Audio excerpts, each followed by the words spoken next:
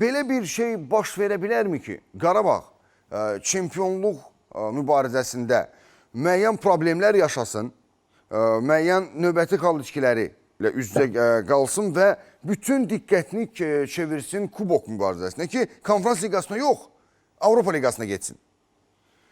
Aynen.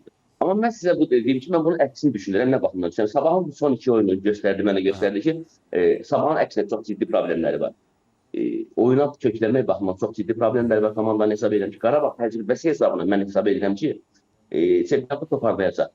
Mən açıq yerimdən Sabah dünəki Qəbələ ilə oyundan sonra biraz fikirlərini dəyişdirdim. Mən Sabahı doğrudan da tutarım. Bəlkə də çempionluq mübarizəsində xal fərqinə görə aşkar üstü hesab edirdim. Amma dünənki oyundan sonra mən başa düşdüm ki, Sabahın problemləri var və bunu baş məqsədə də etiraf edib ki, biz komanda ilə bağlı ciddi problemlərimiz var. O baxımdan ki, biz hesabı qoruya bilmirik.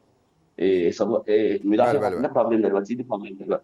Yəni mən hesab edirəm ki, əksinə Qarabağ çempion olmaq şansı baxmayaraq aradakı xal fərqinə daha çoxdur və Sabah bəlkə hesab edirəm ki, bir dəfə növbəti dəfə kuboku qazanmaq üçün daha çox səy göstərməli, çalışmalıdır. Yəni mən dünənki oyundan sonra düşüncəm bu cür artıq formalaşırdı.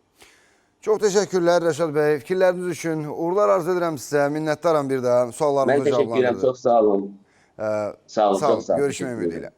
Hörmətli izləyicilər, bizimlə bağlantıda Rəşad Ergün idi, İdman jurnalisti və komanda saytının baş redaktoru. Onunla ki, kubokunu bizim klublar o cütlükləri yarım finaldakı mübarizəni geniş şəkildə müzakirə etdik.